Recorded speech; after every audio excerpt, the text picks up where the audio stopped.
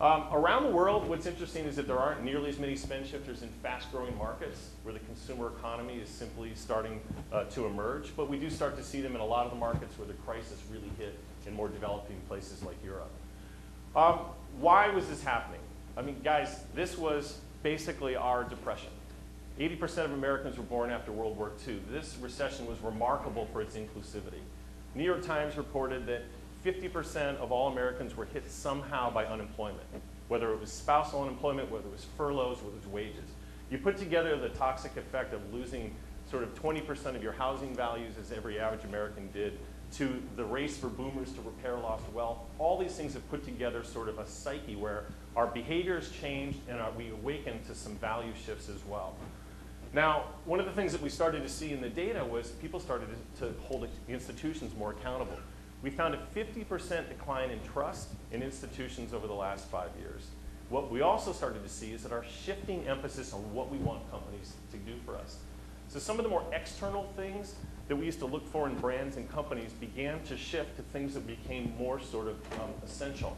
So the things that started to grow over the last 2 years, leadership, social responsibility, high quality, kindness. Kindness and empathy was up fourfold in our study. That was the biggest movement in any brand attribute we'd seen in our data going back to 1993. What does that mean? If I'm going to have a conversation with a company and I want to buy something from them, I want you to understand where I'm coming from. I want you to get me and understand my context. So you put that into perspective with simple gestures like Hyundai's Buyer Reassurance Program or Bank of America Keep the Change. What we started to believe is that people are actually saying, if you want to market to me, it's about actions, it's not about words. You've got to be able to back up and walk your talk. A few of the things that we started to see in the data that made us feel comfortable, you know, the more I have, the more I want, people disagreeing with that, as well as money is the best measure of success. Again, people disagreeing with that statement as they started to recalibrate their values. We also saw that a lot of this didn't just happen overnight. This has actually been building for a long time. So we went back and we took 3,000 brands in our data and we tracked our needs versus our wants, basically usage and preference. And you start to see that they actually started to narrow during the course of the last decade. And in fact, they also crossed over in terms of what we were looking for in a brand. More outward expressions that I buy brands to really show off and look cool and the bling and all that. That started to cross over with I'm actually looking to buy brands because they just work. They're more high performance and I'm buying them more for me. So those things also crossed over even before the crisis hit. Now, I guess you could ask the question of, is this a new normal? And there's great research out there. You know, the guys, Bill Gross from PIMCO and the group have really coined that phrase, and they're great, great thinkers. But I'd actually argue that it's an old normal.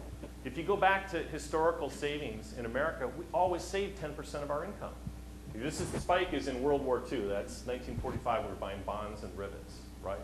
But what happened is that when there was massive access to credit, and then there was this huge wealth buildup that happened sort of in the mid-'80s, it took us only 20 years to get to a negative savings rate in America. So I'd actually argue that we're not going into a new place, we're actually returning to a place that's much more familiar. Now what's interesting about going back to these core values is they're actually going to be amplified by social technologies. You know, we're going to talk about that right now. So I'm going to go through 5 sort of value shifts that we see in the spend shift. And the first one is really based on a chapter that we wrote in Detroit around the new American frontier. That despite all the hardship, this is actually a tremendous time for opportunity and for excitement and optimism. This is a first example of someone that we met in the book, and her name is Toria Blanchard. And she is a small business owner of a creperie called Good Girls Go to Paris. You might ask, why Good Girls Go to Paris? Well, at 11 years old, she was convicted by her mother for shoplifting.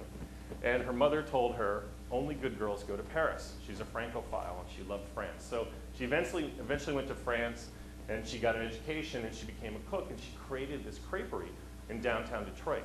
What was interesting is she got her loan from the UCCA. This is someone else we profile in the book, Sue Mosley. She basically acts like the mayor of downtown Detroit. There's no infrastructure. There's little municipal oversight. There's little services. And so what's happening is there's this interesting sort of spirit of entrepreneurialism that's building. So with her small business loan, she actually turned around and helped Charles Sorrell, a competitor 2 blocks away. Charles has this amazing brasserie. And the two of them together started to believe that if they rebuilt their neighborhood with these great restaurants, what follows great restaurants? People, and people start to move in. Now, what was interesting is they started to create this virtuous circle because they're buying food from Patrick Crouch. Patrick is one of 50 urban farmers in Detroit. You know, try to find a grocery store in downtown Detroit. You know, good luck.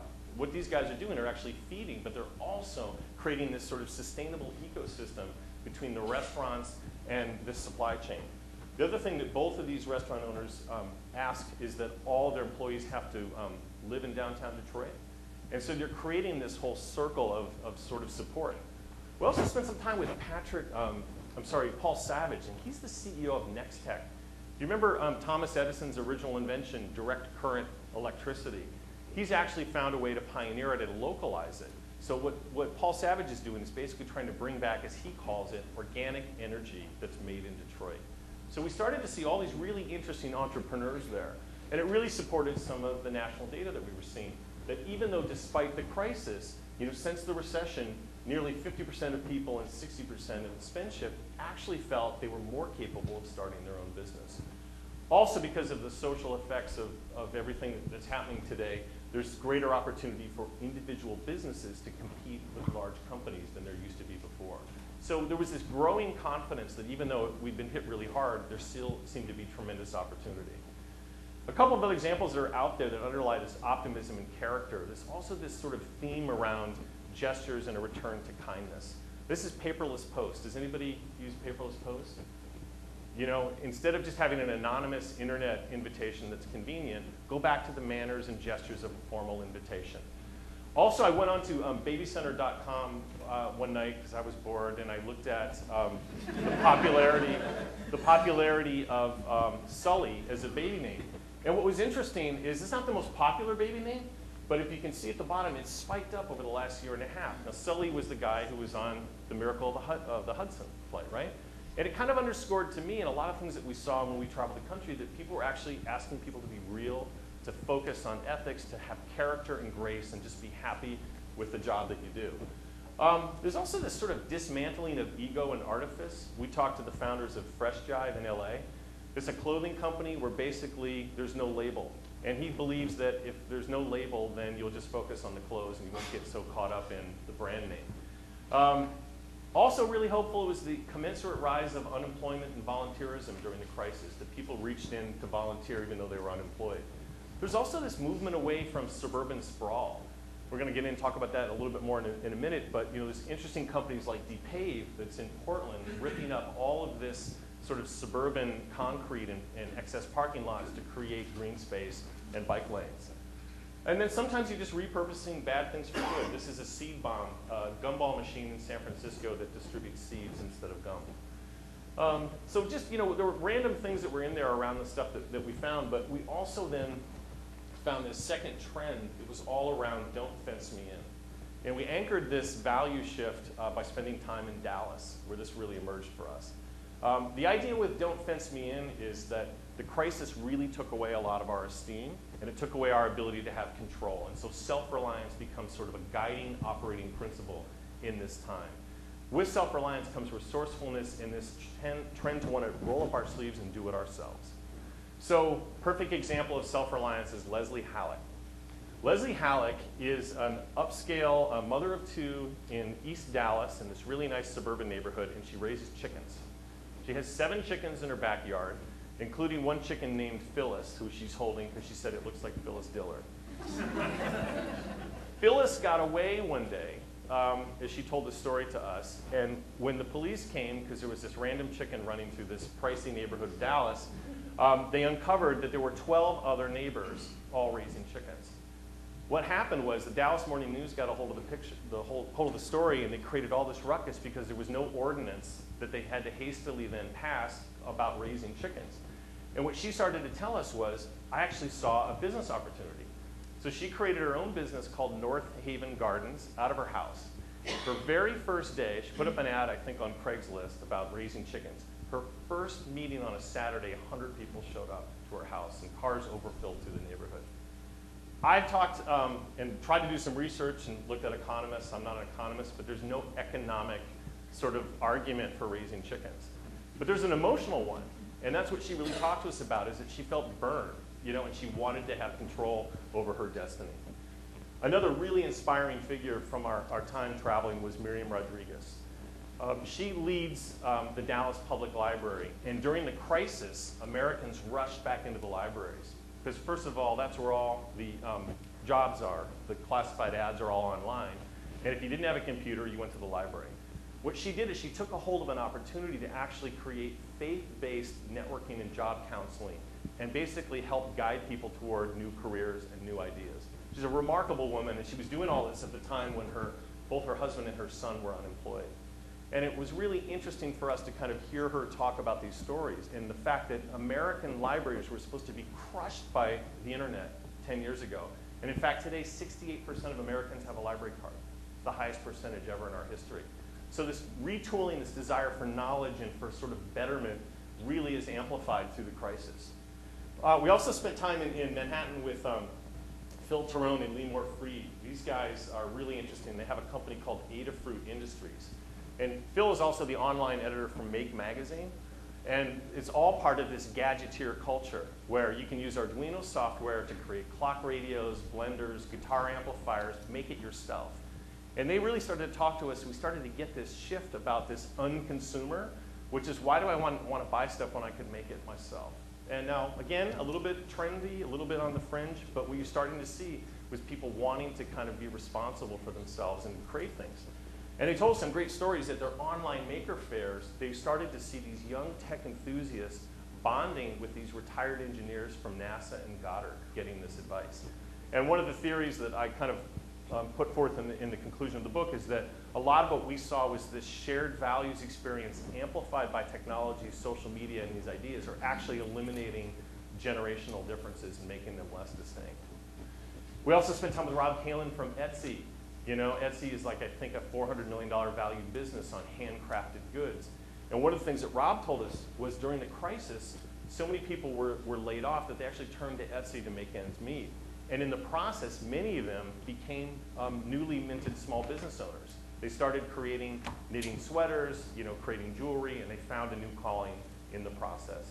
So this do-it-yourself thing is also supported really a lot by our data that people said, you know, since the recession, I'm interested in learning new skills so I can do more for myself and rely less on others. This self-reliance, this sort of core American value really became this thing that became heightened. And then this desire to feel more in control so I can do things for myself and not relying on others to do them for me as well. A couple of the things that sort of support that is our desire to live a little bit more of a thrifty life and to work hard to make things last. Americans are holding on to their cars longer than ever before, 9.4 years on average, which is probably what drove the Cash for Clunkers program last year. It was also interesting to note that auto repair went up and auto body went down during the crisis. You know, the car, as long as it keeps running. The other thing is that there's some really ingenious ways that consumers are using to actually avoid spending money out of pocket. Has anybody used a time bank? Time banks are kind of interesting. It's this whole sort of consumer barter economy that's emerging where you can go into a time bank. They're local and they're national as well, but most of them are pretty local. And let's say I'm a French teacher and I could donate 2 hours of teaching French. In return, I could get 2 hours from a member in the network to learn piano. Again, no cash changes hands. So lots of these sort of ingenious bartering-driven ideas are starting to emerge as consumers got really, really focused. The other thing we saw was that there was this movement away from, you know, as Lee said, from more to better and buying into quality and trying to hold on to things and make them last.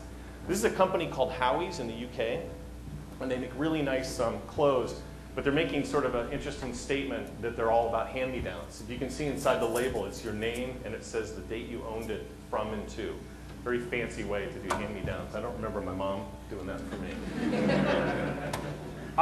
The other thing I think that's happening is that, you know, radical transparency is here, and one of the more emblematic examples is from Patagonia. If you check out their Footprint Chronicles, it's a really interesting website, but they basically engage in self-vlogging.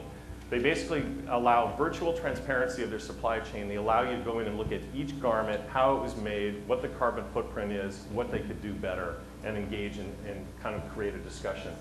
That's really important because there's also tremendous vigilance out there sponsored by lots of companies.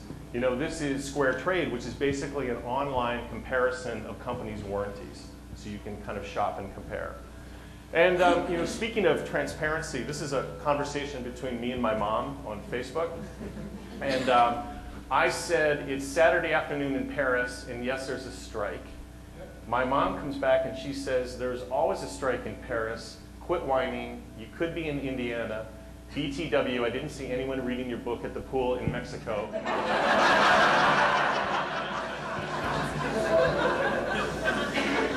Radical transparency.